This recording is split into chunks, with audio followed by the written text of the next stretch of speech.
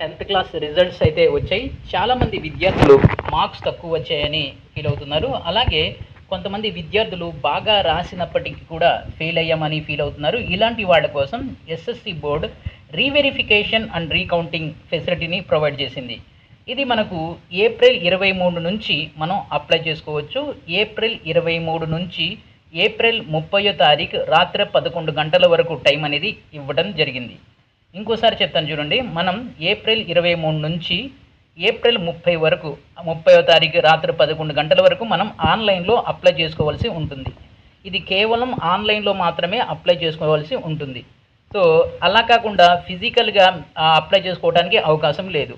So మనం answer script ఏదైతే మనం రీకౌంటింగ్ కానీ రీవెరిఫికేషన్ కానీ అప్లై చేసుకుంటామో, సో దానికి ఏదైతే మనం స్క్రిప్ట్ పేపర్ ఉంటుంది కదా, మన వాట్సాప్ నెంబర్కి మనకి ఆ ఆన్సర్ స్క్రిప్ట్ని పంపించడం జరుగుతుంది.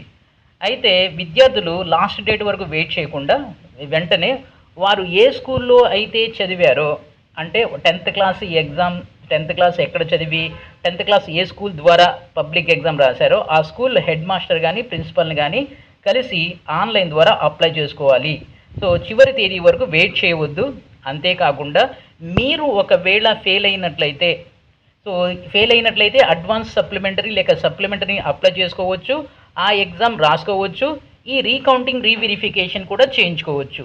ఒకవేళ మీరు రీకౌంటింగ్ రీవెరిఫికేషన్లో మార్కులు పెరిగాయి అనుకోండి, ఇక సప్లిమెంటరీ ఎగ్జామ్ రాయవలసిన అవసరం లేదు. కాబట్టి మీరు ఫెయిల్ అయినా లేకపోతే మీకు సో అండ్ సో సబ్జెక్ట్లో లేక సో అండ్ సో పేపర్లో మార్క్స్ తక్కువ వచ్చాయని మీరు అనుకుంటుంటే రీకౌంటింగ్ కానీ రీవెరిఫికేషన్ కానీ చేయించుకోండి.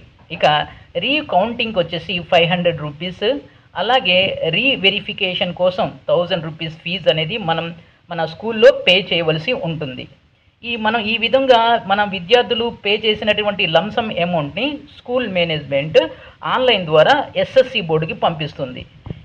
మనం ఆన్లైన్ ద్వారా మనం అప్లికేషన్ చేసుకోవడానికి మనకు అవకాశం లేదు. స్కూల్ ద్వారా మాత్రమే అప్లికేషన్ అనేది ఆన్లైన్లో చేసుకోవలసి ఉంటుంది. సో ఇక మీరు ఇందాక చెప్పిన విధంగానే మీరు ఫెయిల్ అయినా కంగారు పడవలసిన అవసరం లేదు. ఫెయిల్ అయినప్పటికీ కూడా మీరు రీకౌంటింగ్ కానీ రీవెరిఫికేషన్ కానీ చేయించుకోండి. సో చేయించుకున్న తర్వాత ఒకవేళ ఇక్కడ మార్కులు పెరిగాయి అనుకోండి, అప్పుడు సప్లిమెంటరీ ఎగ్జామ్ రాయవలసిన అవసరం లేదు. హ్యాపీగా మిగిలినటువంటి విద్యార్థులతో పాటు మీరు ఇంటర్ కానీ ఏదైతే ఫర్దర్ చదవాలనుకుంటున్నారో అది చదవచ్చు. సో ఇక దీనికి మీకు ఎలాంటి డాక్యుమెంట్స్ అవసరం లేదు. మీరు మీ యొక్క హాల్ టికెట్ నెంబర్ని ఒకటి తీసుకుని వెళ్ళండి. అలాగే మొన్న మీకు వచ్చినటువంటి మార్క్స్ అదొకటి తీసుకెళ్ళండి. ఈ రెండు మీరు తీసుకుని వెళ్తే మీ స్కూలే ఈ మొత్తం ప్రాసెస్ చేస్తుంది. దీంతో పాటుగా మీ ఆధార్ కార్డు ఒకటి కావాలి. ఆధార్ కార్డు జిరాక్స్ అనేది కావాలి. ఎందుకంటే ఆధార్ కార్డు నెంబర్ అనేది కావాలి. ఈ ఆధార్ కార్డు నెంబర్ ఒకటి, మీ హాల్ టికెట్ నెంబర్ ఒకటి, అలాగే మీ పేరెంట్స్ యొక్క మొబైల్ నెంబర్ అనేది కావాలి. సో ఎందుకు మొబైల్ నెంబర్ కావాలి అంటే, మీ రీవెరిఫికేషన్ రీకౌంటింగ్ చేయించుకున్న తర్వాత ఆ ఆన్సర్ స్క్రిప్ట్ డైరెక్ట్గా మీ నెంబర్కి మెయిల్ చేయడం కానీ వాట్సాప్ చేయడం కానీ జరుగుతుంది.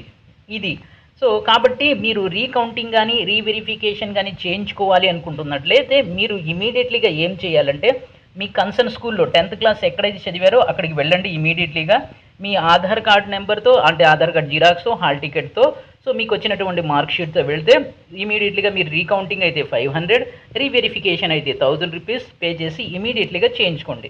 టైం వేస్ట్ చేయొద్దు.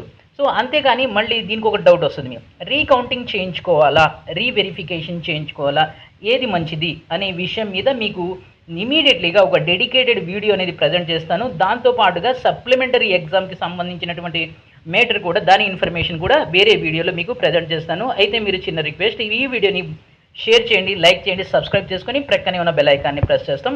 మర్చిపోవద్దు. Thank you.